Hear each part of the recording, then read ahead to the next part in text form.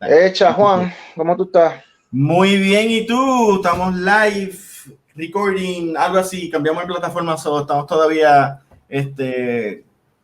arreglando los kinks. Habíamos utilizado StreamYard al principio, luego nos cambiamos a Zoom y ahora volvemos otra vez a StreamYard Sí. para hacer los episodios. Pero bueno, hoy tenemos un episodio. Para hoy? Hoy tenemos tremendo episodio. Vamos a hablar del tema de editaje de cómics, cómo los cómics se editan. Y nuestra invitada especial de hoy va a ser Amy Jocelyn, que es la editora en jefe de Pánico Press. Gente, los que estén escuchando y viendo este programa va a ser en inglés, porque Amy es americana, no conoce el español. Está aprendiendo poco a poco, pero el idioma que vamos a hablar aquí es en inglés y vamos a hablar sobre el proceso de los cómics aquí en Comic Masters.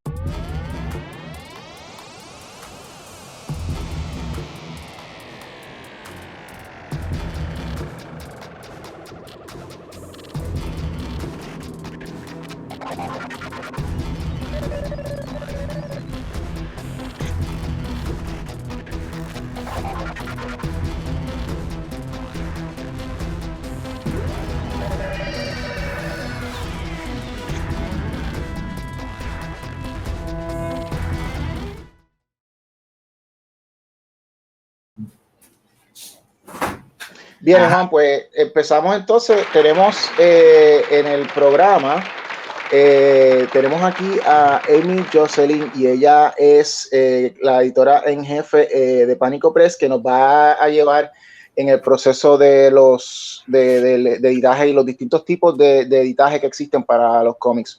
Hi, Amy. Editing is not important for a comic book. Nobody needs an editor for a comic book. What do you think about that, Amy? I think that everybody needs editing. Comic book writers, novel writers, everybody could use an editor. And it's mostly just because, when you are writing a project and you get so emotionally invested in it, you sometimes become blind to the mistakes that you're making or plot holes that you have. And it always helps to have a second set of eyes, preferably professional eyes, who are able to go through that and say, hey, you missed something. Let's start from the beginning. Because you are, this is Amy Jocelyn. She is the editor. She's the chief editor at Pánico Press. But you are also a writer. So I am. Let's talk about that that journey from writing to discovering the magical world of editing people and saying, hey, this is great, I like this. Yes. Yeah. So I've been writing for most of my life, basically since I was able to pick up a pen and write legibly enough for myself to read what I had written. I've been, thinking of stories and writing them down. And I ended up minoring in creative writing in college. And we were put into different writing classes in there in order to hone our craft as best as possible. And one of the things you do in writing classes, especially in college, is you write, a chapter or a short story, and then you turn it in, and then everybody in the class gives feedback. So you have that opportunity to have the say-so of your peers, get their feedback, get their criticism. You're able to comment on their writing as well. And so you get exposed to a bunch of different styles of writing, a bunch of different levels of experience, and just a whole bunch of different ideas that are generating all at once. It really helps you to expand and broaden your horizons as a writer, but also as a reader, and also gaining some skills as an editor. And I moved to New York City after college, and I was able to be a part of the founding member of the Novel Mobile, of which Angel is also a member, and it's the best. And And in there, we would do the same thing, just on a very smaller scale. So we would write, 5,000 words of a story. Maybe it's a chapter. For Angel, maybe it's, a certain number of pages of a graphic novel. And you have everyone else. There were 4 of us in the novel mobile, like the wheels of a car. And we would each give our feedback. We would give inline comments and criticisms. We would talk about the things that we enjoyed that they had done, the things that we thought maybe there could be a little bit more work. And at the end, we would provide a summary of our thoughts, our first impressions. And across that journey that we took, I think there was maybe 3 years that we were actively meeting as the Novel Mobile. I started to realize how fruitful my writing became after I was able to, provide these kinds of edits and feedback to my fellow writers, but also just how helpful it seemed to be for them as well, that they were able to take the feedback that I had to give, my perspective as a writer, as somebody who devours a lot of stories, and they were able to take that experience and expertise and then channel into their own work to elevate it to the next level. And it seemed that I had some kind of gift with that. I'm very excited that, everybody found my feedback as elucidating as they did. And I decided during a career break to just actually shift careers entirely and go into editing as a freelancer. Let's develop that just a little bit. Back when you said that you were taking your writing courses, and that people in the course were also giving feedback to each other. Mm-hmm. And also let's think also to the beginning of the times where you were that we were working at the Novel Mobile. Were you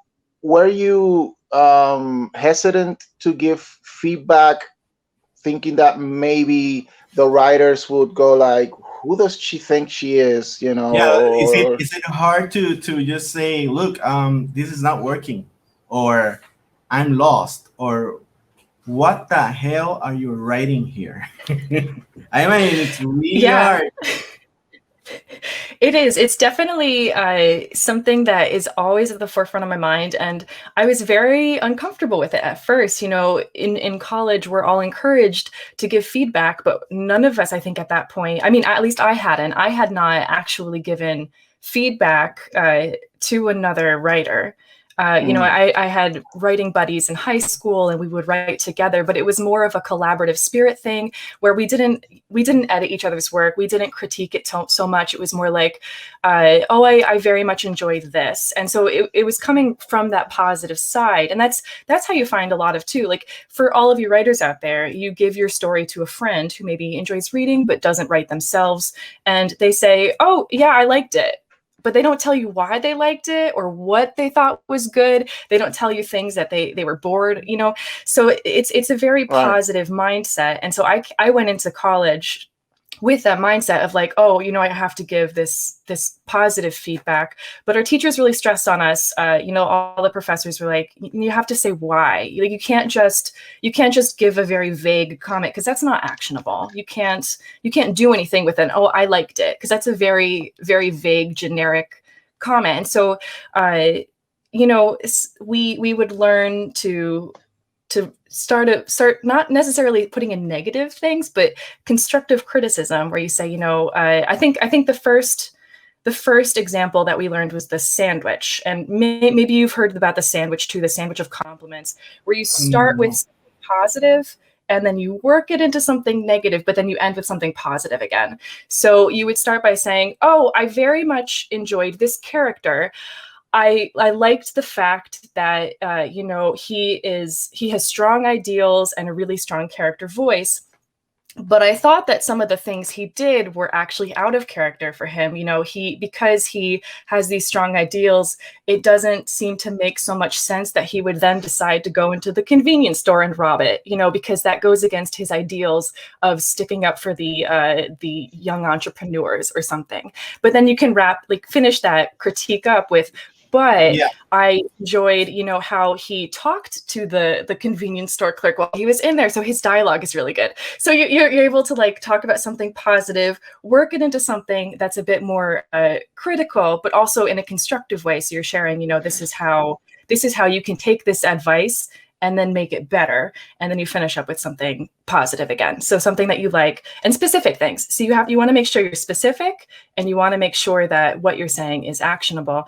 And it is very nerve-wracking when you're doing this with people, first off, that you don't know. And that's how I felt with the Novelmobile. We had just met at a park, and we picked out of, I think there were like a dozen of us, we picked 4 to go on and start the Novelmobile together. And for the first few weeks, I was always very nervous because I'm like, well, I learned how to give this feedback in college, and I know I've gotten bad feedback. I know I've given bad feedback. So I want to make sure that like I'm saying this in a way where I'm getting my meaning across without being rude, without overstepping. Because like that's another thing too. You don't want to overstep on the author, but there has to just be a level of a little bit of distance that comes with it, where you have to just trust in yourself and know that you are going to be able to say something that will, enhance the story in some way.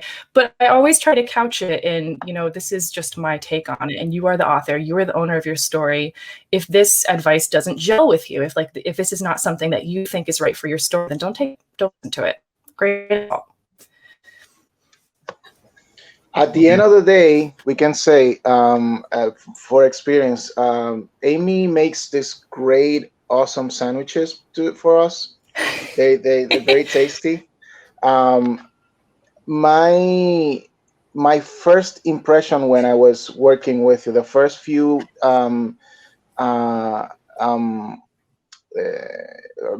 the first few things that I remember about reading your feedbacks, and also about your writing, it's how precise you are with the words that you choose, and that makes the expression of your thoughts very clear, and it's great, like you said, in the sandwich format, because if I'm gonna buy the good, I gotta buy the bad. It's not.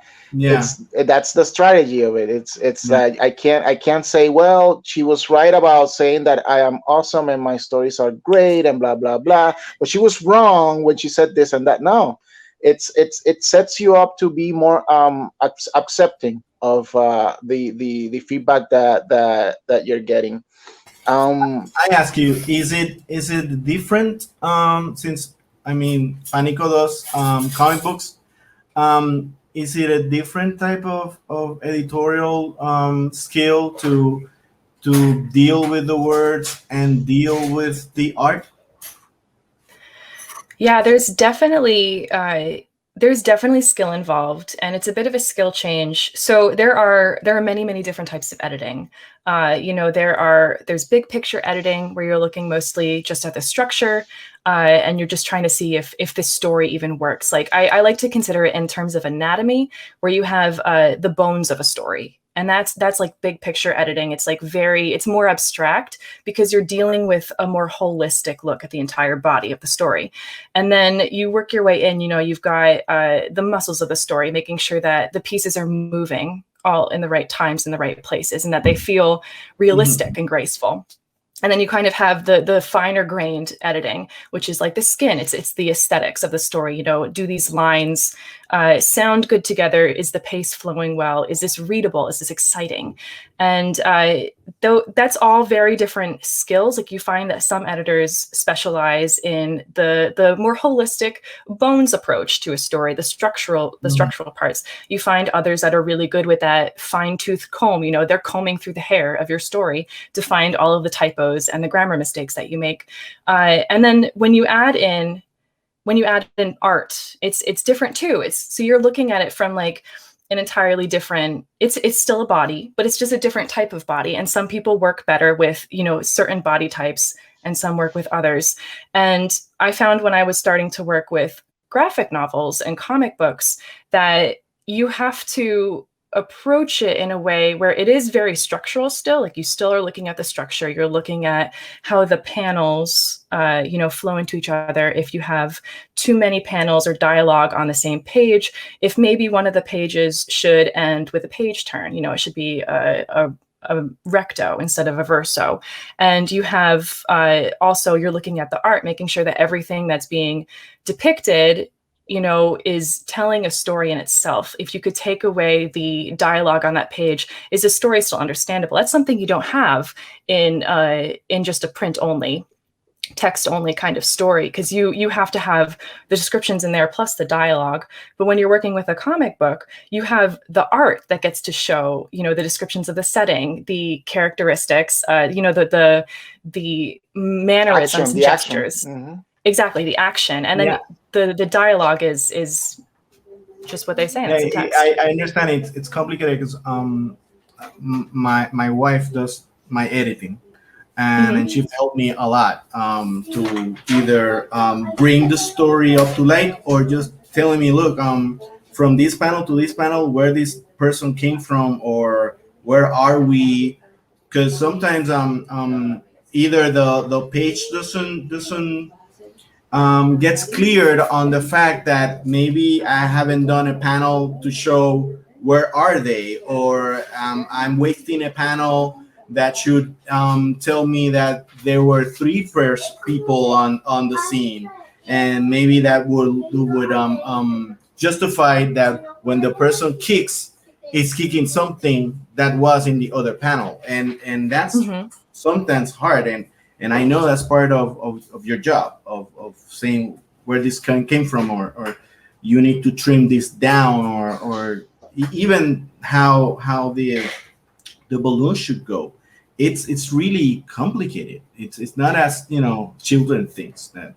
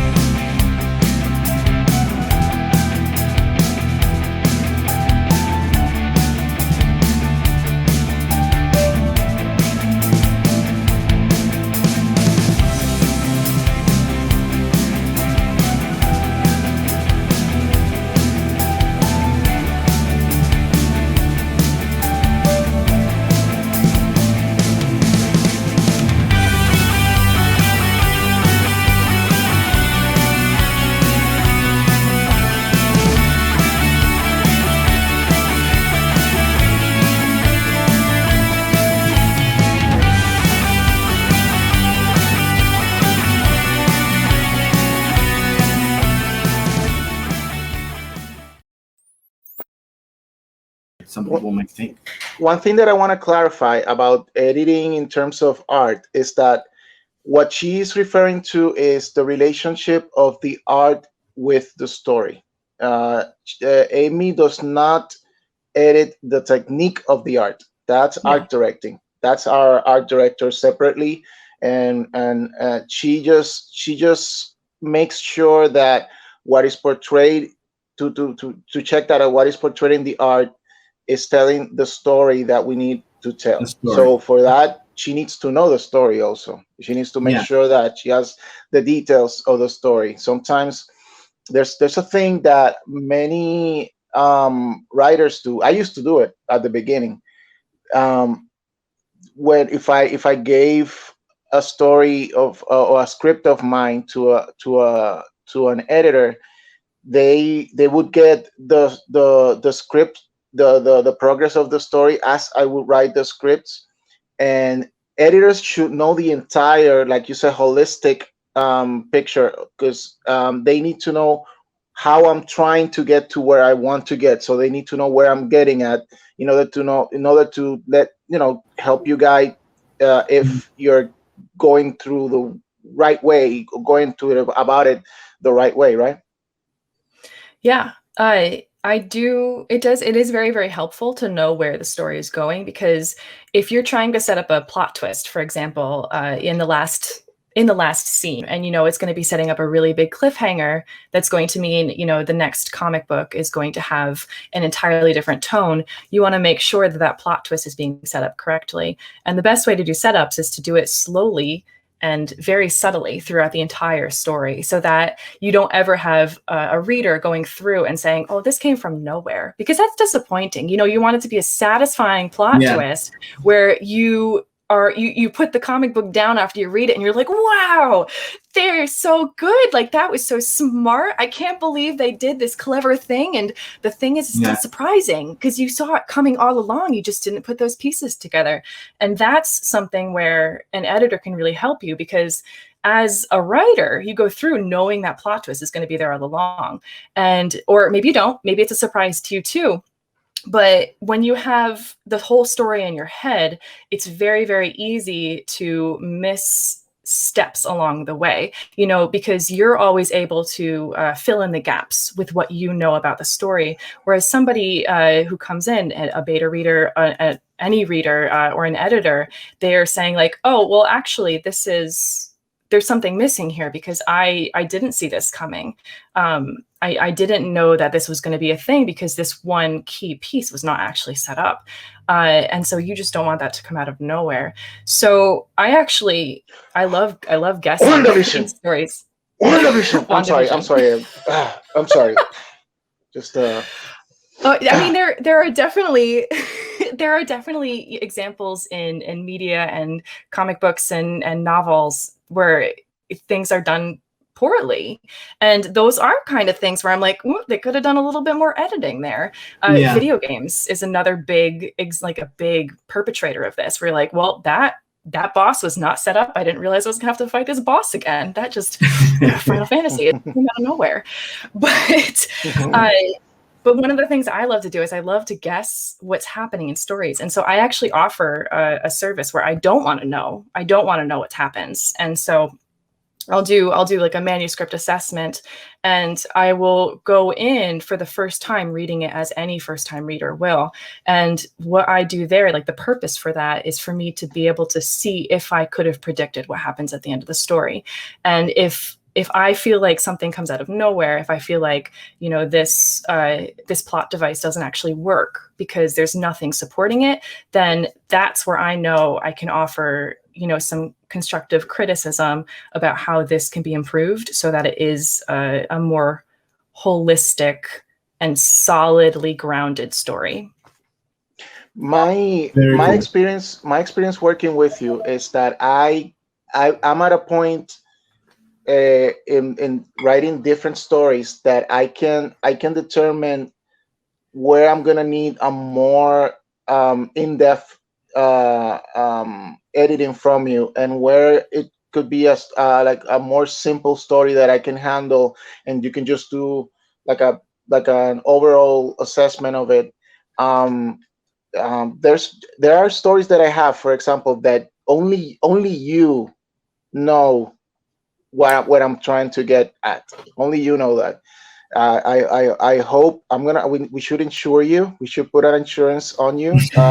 It's because you're a VIP at Panico Press.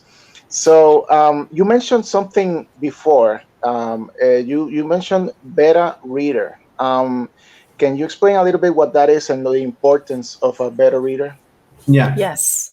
Yeah, so beta readers, for those of you who have not heard that term before, are the readers who are the first ones to read a draft in a certain state. So it's, for those of you who play video games, it's a lot like when a game reaches the early access phase, where you are able to play. It's not the full release. It's not quite done yet. They're still developing it, but you do have that opportunity to play it in its earlier form and then help give that feedback to the game developers. It's the same thing for a book. The book is generally in a state where it's fairly well polished.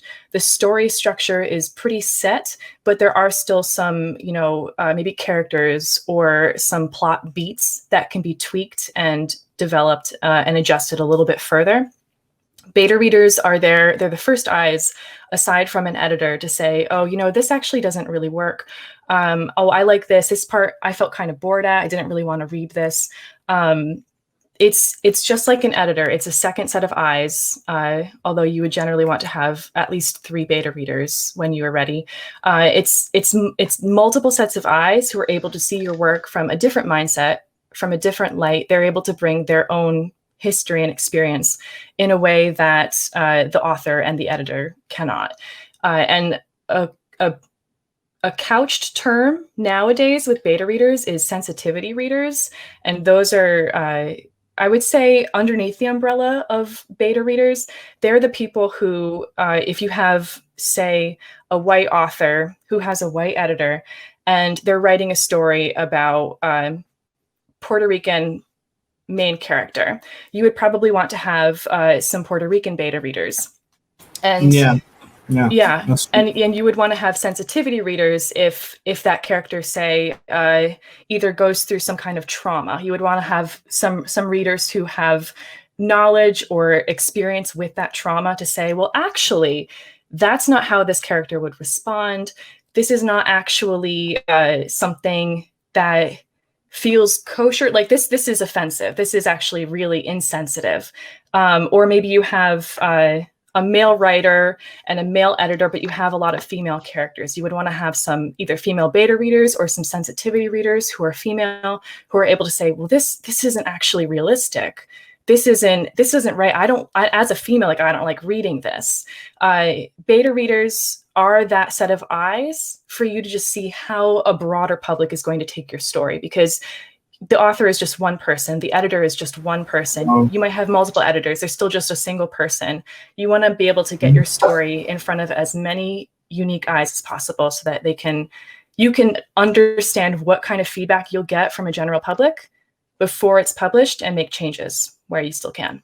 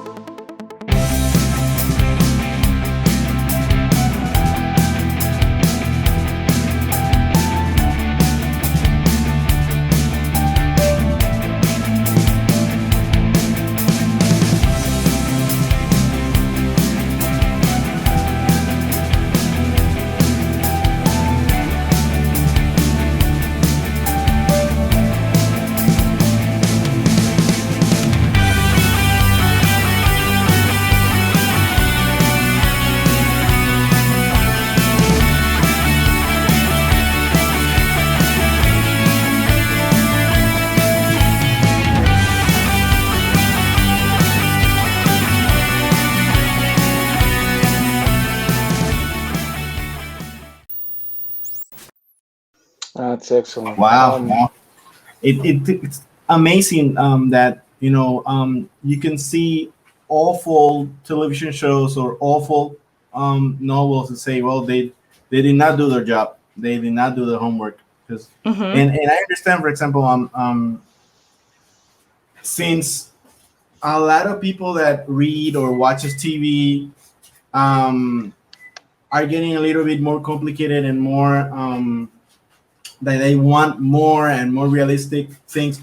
It's true. I can imagine how a woman might feel in some situations that I put her through my writing, but I usually ask a woman, in my case, my wife, to say, look, does it sound like a woman, or I'm just what's the term, manhandle the situation, or mansplaining the situation. Yeah. Because I don't wanna put out something that gets me or into trouble, or that makes me look like a doofus while I'm talking for women.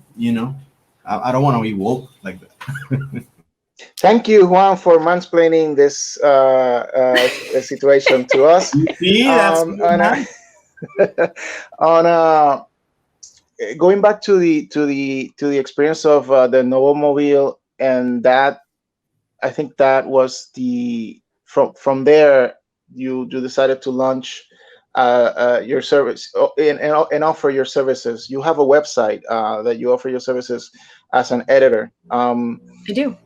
What you mentioned that you had a positive feedback from your you have positive feedback on your feedback from us, and Yes. that motivated you to offer your services to people.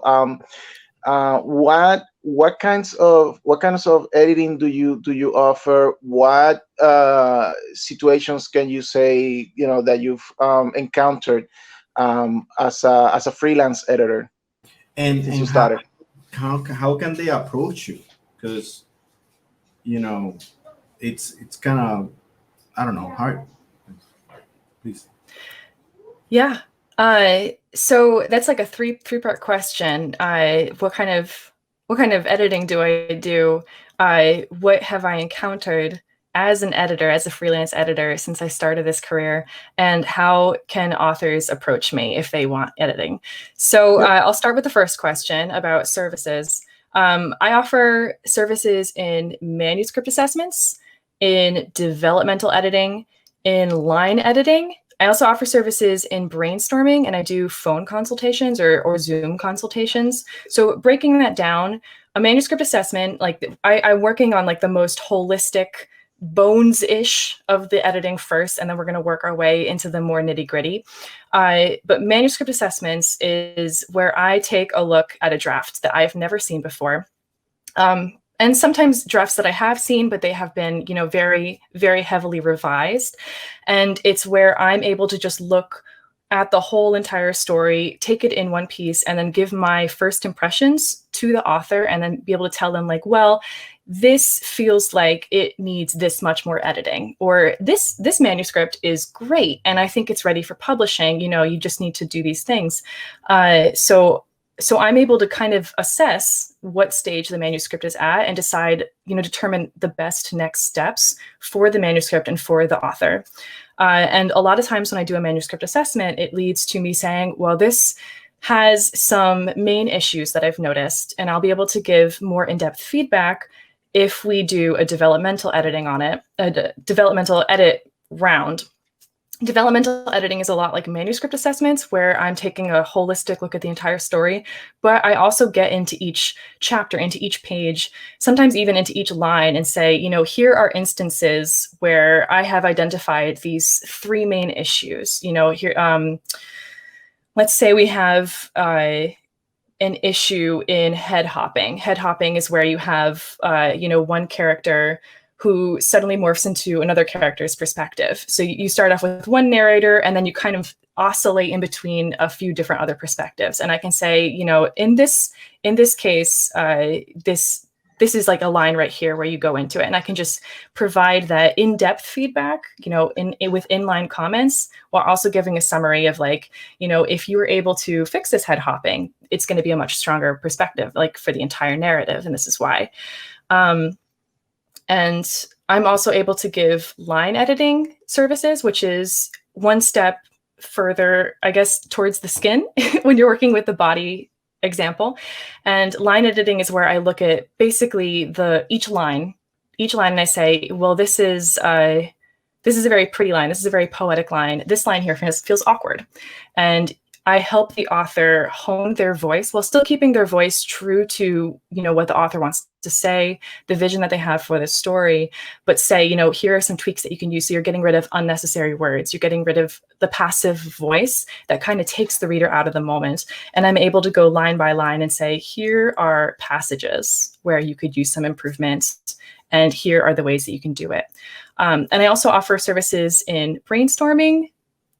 If you if you have a story in any stage, whether it's conception, whether you're near the end, and you just need a little bit of help, some motivation, some kind of propulsion, then I'm able to just talk you through it. I'm just a set of ears then for you. I'm a set of ears. I'm a set of eyes for maybe an outline that you've got. And you say, well, I have this idea. I've been working on it for a few years, but I don't really know how to turn it into a story. I don't know if it's viable.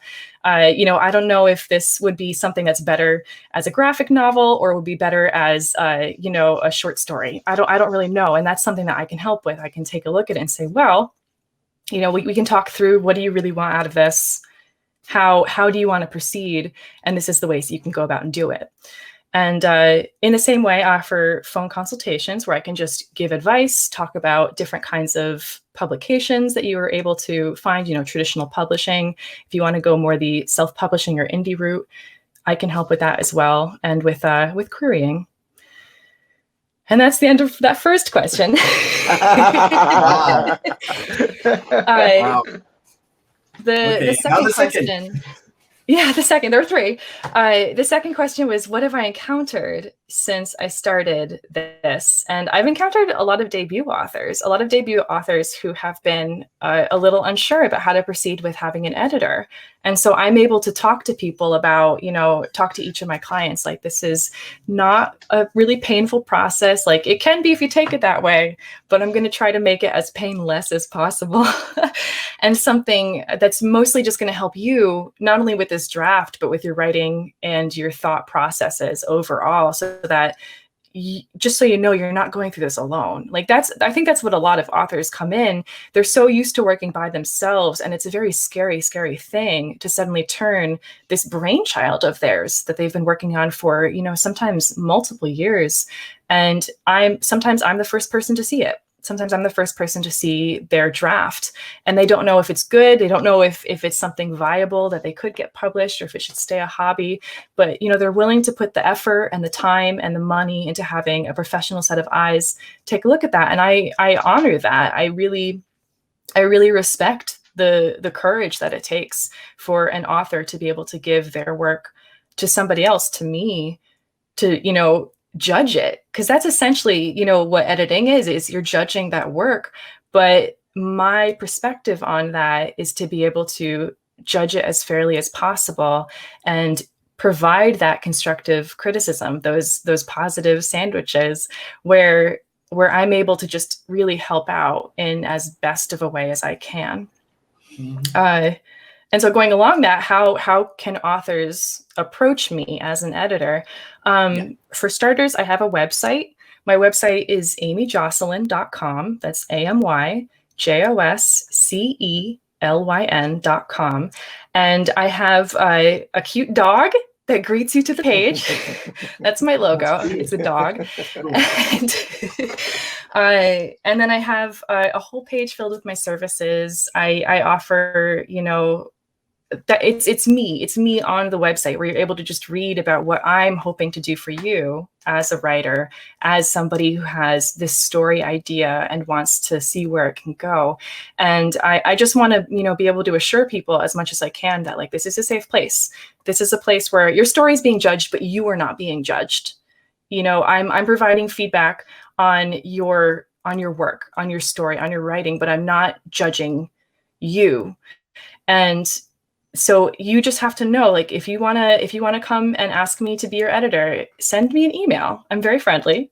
I'm open in here and available to answer questions that anybody has.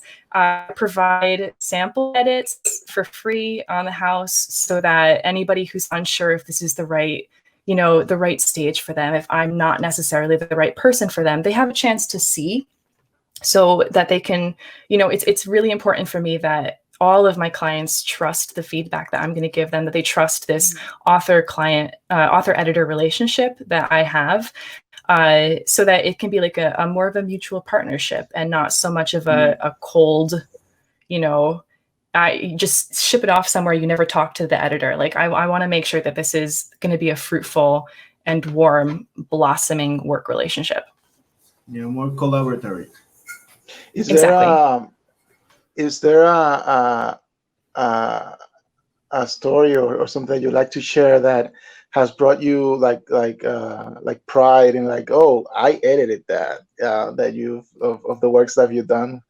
Yeah, and actually, Angel, I'm going to turn it right back on you because it Oh, was it's been editing the graphic novels for Panico Press because, like I said, all of the authors, like most of the authors that I'm working on, are debut authors, and so they're still in the process. I don't have anything yet that I can point to and say on my bookshelf, like I edited this.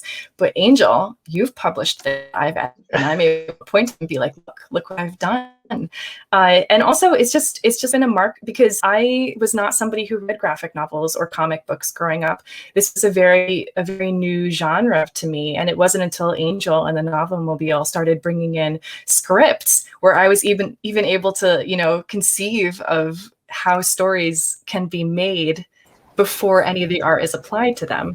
Cool. And so just like knowing that I've not only learned enough to be able to effectively give constructive feedback to graphic novels and comic books, but also to be able to be the chief editor at Panico Press and to see all of the work that I've done, to be a part of this fantastic machine that's like putting incredible stories out into the world and letting people read them. Like that's so exciting and so gratifying for me. And I can point at my bookshelf and be like, I did this. My name's in here. and that's a quick rise to chief editor for you. I gotta say, my experience with you, it's I've gotten in both in both sides of the editing process, the like you call it the holistic side of it, in how I get the story, the complete story through, and what I want to say if it's being told. And also, what I also love is how detailed you are and how you catch little details. There's an example for that you let me see if I can. There's a story in which there was an eclipse that I just mentioned the eclipse at the beginning of the story, and then later on I mentioned I have a scene with some magicians, and there's one magician that's looking up to the stars, and you go like, I think he should have mentioned that eclipse. And I'm like, oh my god, that's so simple. Yeah. That's so simple. And it's like it's just a little things that make the story even much more well thought out, and give the impression when readers get to it, that they see, wow, they had it planted from the beginning. This is such a great writer. And it is basically all Amy those catching details, and they match at the end. And they say that a good letterer does not interrupt the art, and in the same way, a good editor does not interrupt the story, and it makes it better. It enhances it. Basically, working with you makes me look like such a great writer that I feel like now I can't do this without Amy, because then people are gonna see that I'm a little bit more disorganized than I usually am. Yeah, I don't know. I just have a great experience, and I definitely recommend it to everyone that's doing a graphic novel, because I also had the experience with her with prose, like she mentioned, as part of the novel mobile. It made my novel Transit of the Stars that much better, and not only her feedback, but also the other people in the group. It's like she mentioned before. It makes you. It takes you. Sometimes you are too much into the story, that you get lost in details. You get lost in moments that are very clear from to someone else that will say, hey, just go from point A to point B. You don't have to go from point A to L to X to Y. Just go to the next point, and you're telling your story.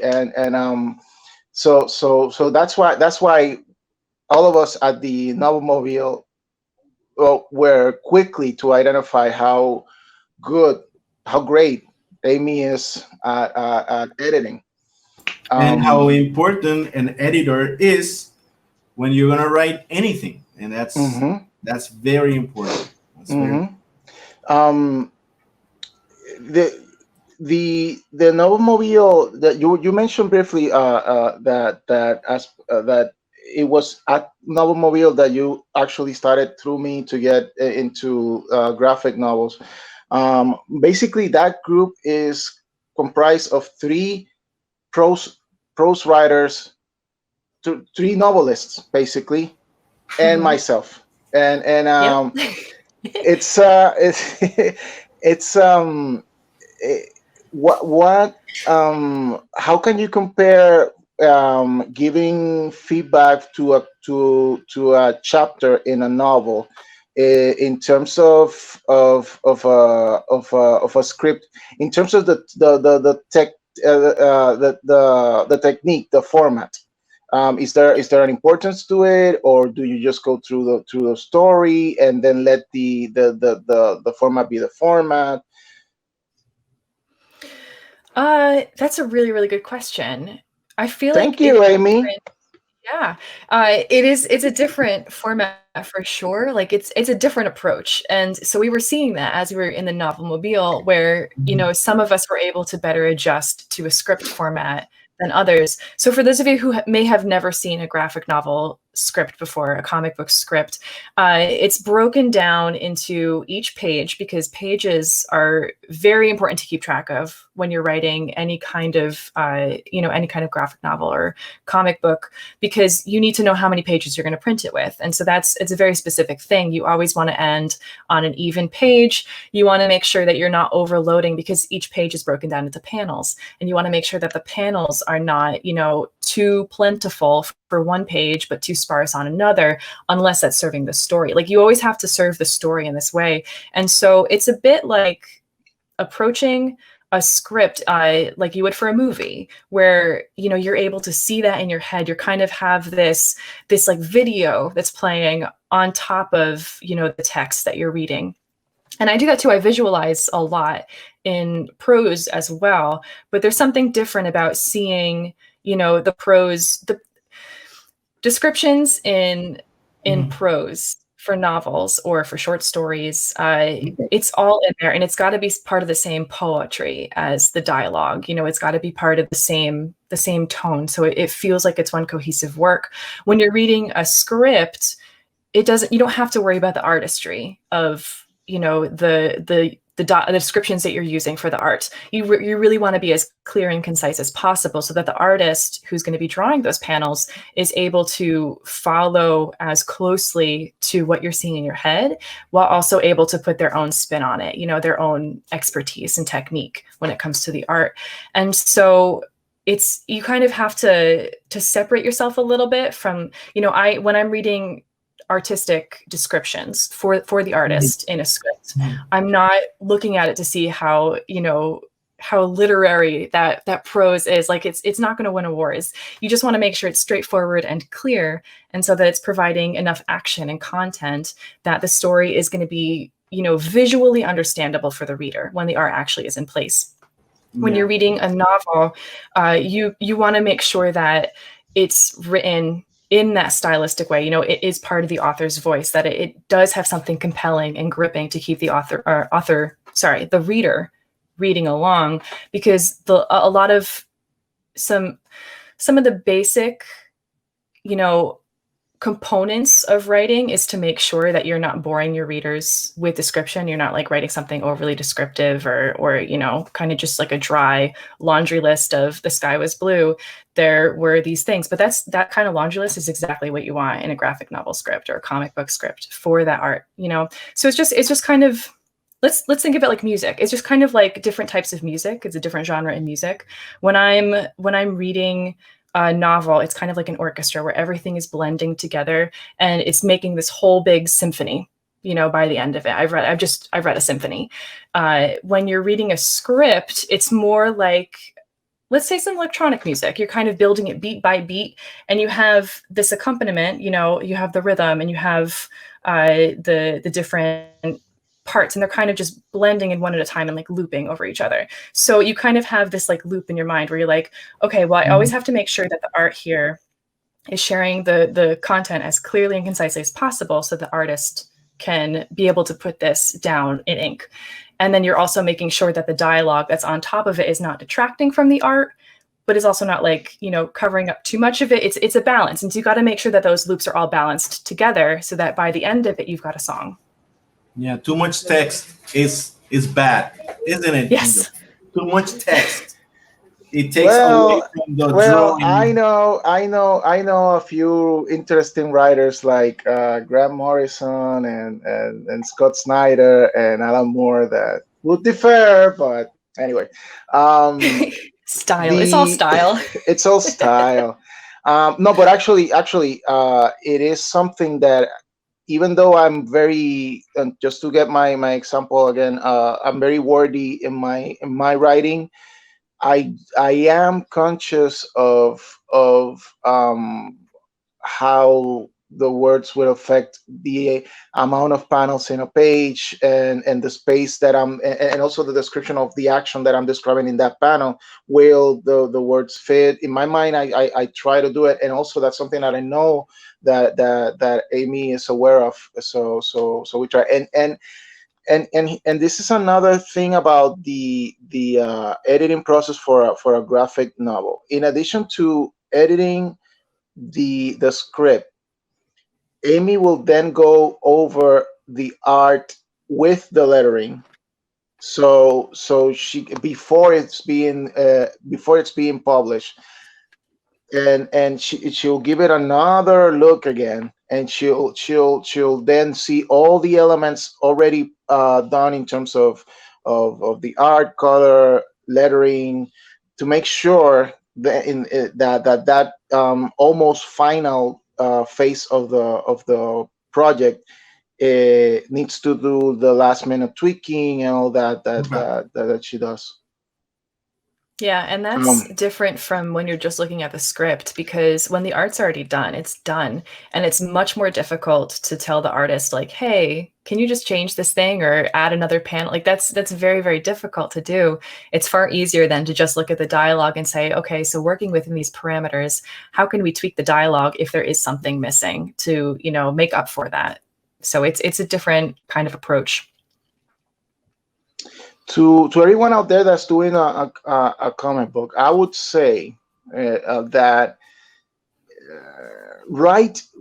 you have, I mean, you always have until the last minute to make changes. But in terms of changing art, I would definitely make sure that any possible changes can be told while on the penciling side of the process. We're gonna have a different show about that in terms of art directing, all that stuff. We're gonna have that separately. But in terms of editing, this is something that touches upon that there are moments that we need to also be aware of that. If the art is completely colored, you know, where are you gonna go from there? You know, any changes will have to be through the dialogue. You know, so yeah, that's another thing that Amy does as part of the process. It's more ongoing than, say, editing a novel draft, I would say.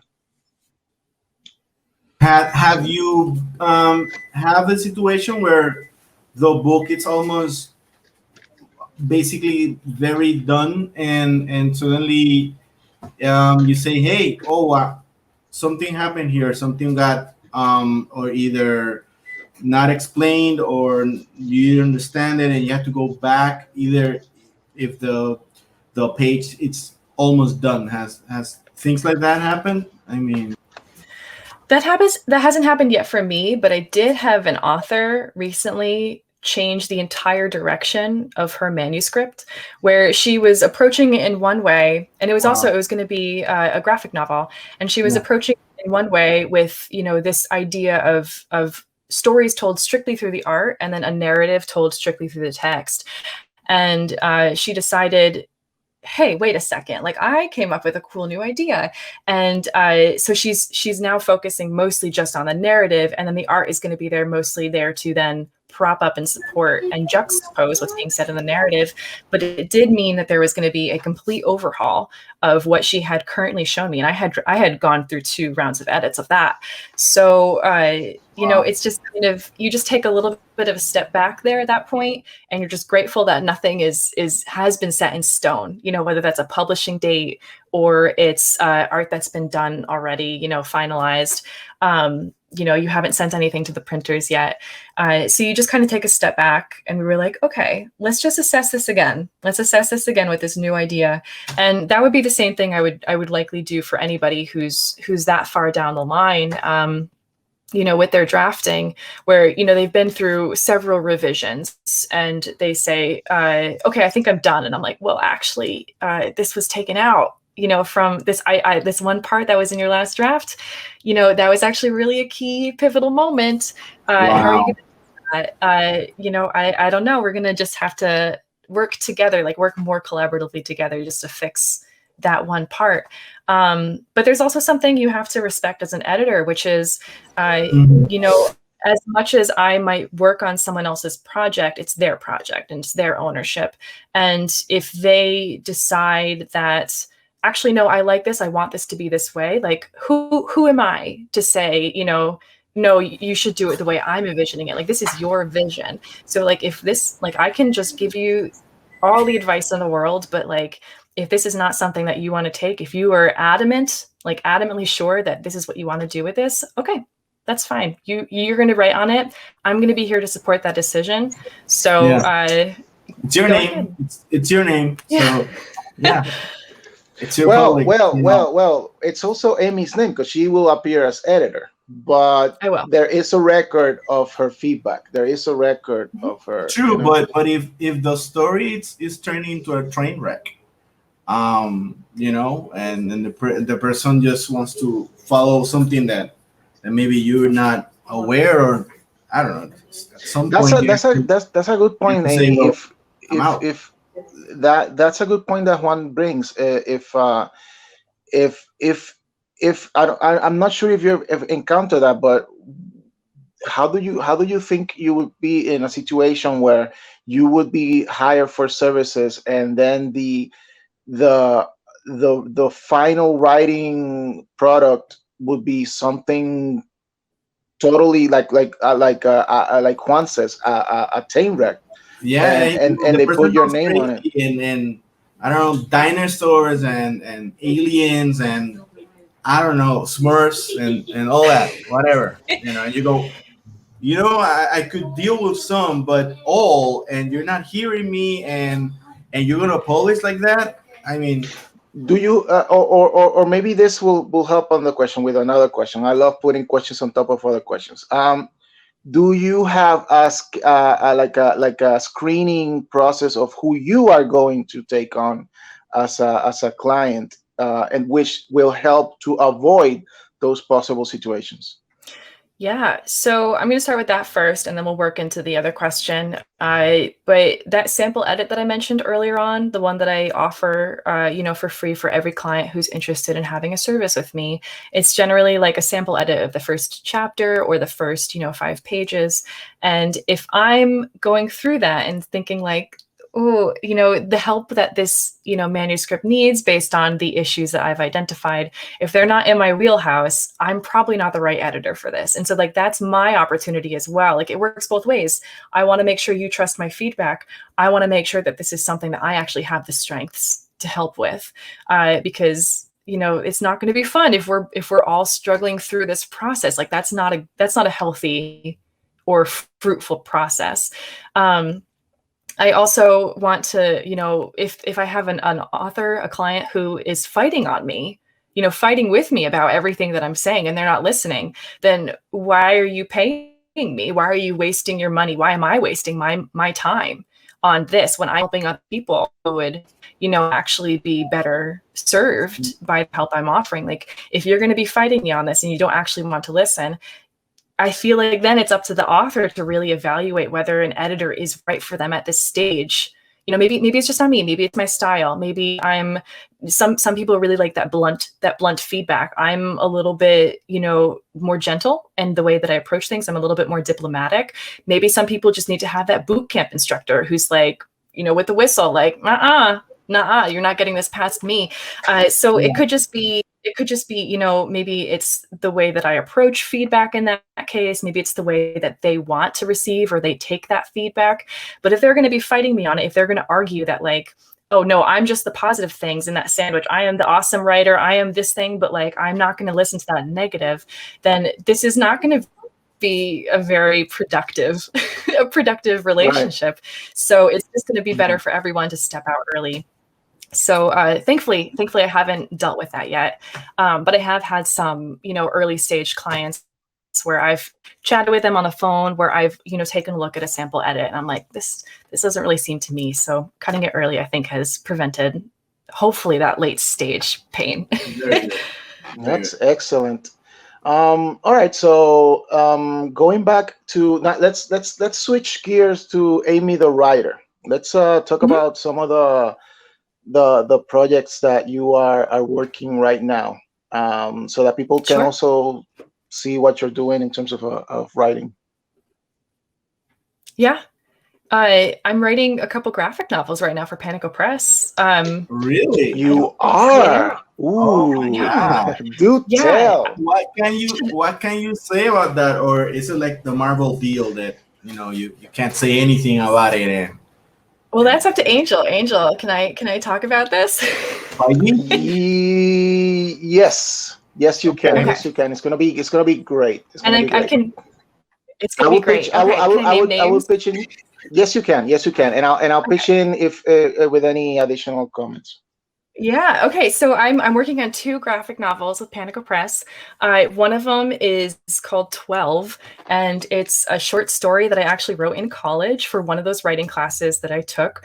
And I was able, I had shared it with the Novel Mobile, and Angel remembered it and loved it so much that he had asked me to write that for a graphic novel. And we've got a fantastic artist who's going to be working on it. And I have to say, adapting a short story into a graphic novel is no small feat. It's pretty tricky to start conceptualizing and visualizing something that was strictly just in prose into something that has art with it as well. So I was able to adapt that. I hope in a way that does justice to both the graphic novel and also to my short story. But it was something a little bit tricky, and also the subject matter is a bit dark. And so you have to also just be prepared and know your own like mental state as you're going through an old story that makes you cry at the end. So it's like it's sometimes tough to like have to go back and revisit that, but I think it was really worthwhile. The artist on this book is Alfredo Retamar, and we got covers by Damian Connolly on this project. And it's historical fiction set in the revolutionary France. A lot of beheading and guillotines.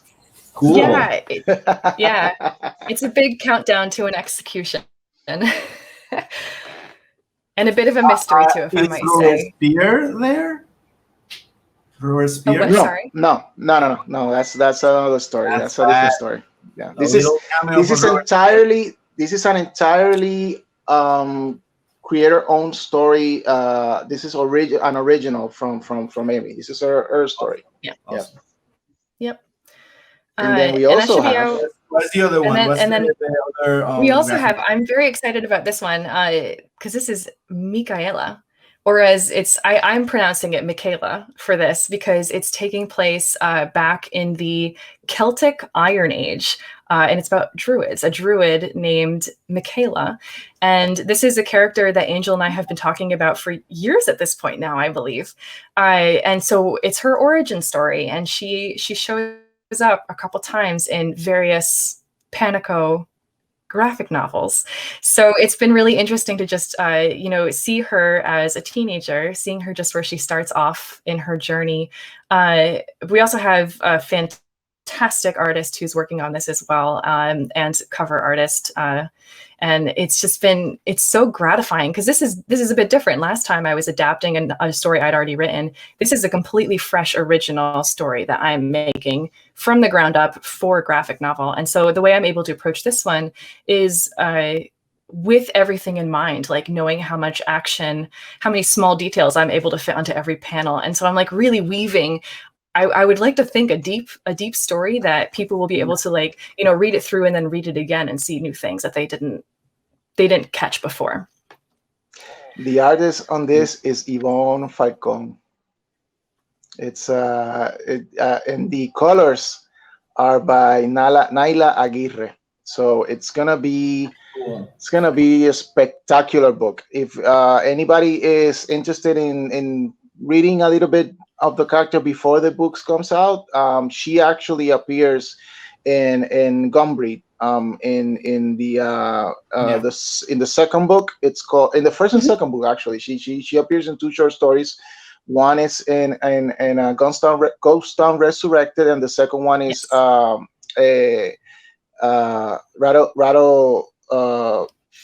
on Hellfire. It's the second book, and she appears in both books. An older version of her appears, so basically her origin is in this book, and I'm very excited that this book is gonna be great. As a creator of this character, I'm excited because Amy and Yvonne are creating this character, creating the origin of this character from scratch. I'm just cool. Dude, I'm just providing the names. It's like, okay, this character, name him this character, name him that, and then I'm just giggling and cheering up while they come up with these amazing ideas, and I'm very excited for people to get this. Both books, okay. Both books are going to be available to Panico Press. I know that 12 hopefully will be by the end of the year, if not the beginning of next year, of 2022 at the latest. And then Micaela will be should be completed and ready to roll by I would say summer or fall of 2022. So exciting. Yeah. That's very cool. So, are you still writing any prose, short stories, novels? Because I know you have other projects also. Yeah, actively writing any of that, not quite. Although I have started revisiting one of my novel ideas.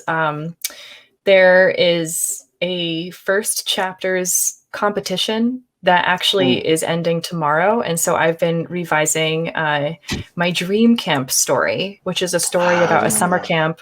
Yeah, it's about a summer camp that is able to help people who are suffering from nightmares and also help people remember their dreams better, so they're able to have more fruitful sleeping lives. And there are some mysterious things happening in the camp.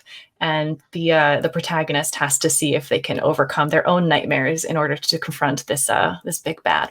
So I'm very excited. I'm revamping the first chapter to be able to submit it to this competition. Cool. That sounds. I'm telling you, Juan, she is a brilliant mind. So we are happy. We are happy to have her at Panico Press. When are these books are going to be available for sale? You're talking about the prose? No, the graphic novels. Oh, graphic novels. Most likely at the beginning of 2022, the first quarter, we should have 12, and then by fall, either summer or fall, we should have Micaela of 2022. So we'll be on the lookout for them, and I'm sure we're gonna see a lot of promotion here. Amy, thank you so much. This has been a great editing class. We've learned a lot. Thank you. And also the importance of having an editor help you, improve the stories. Because you called it judging, and I would definitely call it judging to improve. because it's always for the better. It's always to make the story better. It's not about, it's like you said, it's not about the author in the moment. It's about the work and how to make it great. Once again, let's have your website and and my website is just my full name, amyjocelyn.com. That's AMYJOSCELYN.com, all lowercase. And you can find more about me there. You can see my really cute dog logo that Yvonne actually has had created for me. And I have all of my services and my email address there. So you can get in touch if you would like some editing or some advice. Angel Juan, thank you so much for having me on here. Thank you. And also before you leave, gamers, you can find Amy on Twitch. She's got her Twitch show. Yes, I stream video games on Twitch, primarily story-based games, because I love to dissect them and just guess what's happening. I like to play games blind and just see entirely new stories from their start without any foreknowledge. You can find me at twitch.tv/Jaspelior. That's JASPELLIOR. Twitch.tv/Jaspelior. Awesome. And where can we where those people can find Comic Masters and Angel? We can be found at Comic Masters Facebook and YouTube, and also in Instagram as Comic Masters Show. We're gonna have our own merch. Look at this awesome shirt. All right, yeah, you can order this stuff, and it's gonna be soon. I want my mug. I want my Comic Masters mug, and we can and you can find Juan's comics through the DG Comics page through Facebook, and also Twitter, and also Instagram. Panico Press is available. PanicoPress.com and in Facebook, and in Instagram and YouTube. You have a YouTube channel too. That's you true. can see a link here on the Comic Masters YouTube channel, as into the DG one. Thank you so much again, Amy, and ahora nos despedimos en español a las personas. Espero que hayan aprendido un montón. Esto ha sido Comic Masters. Nos vemos.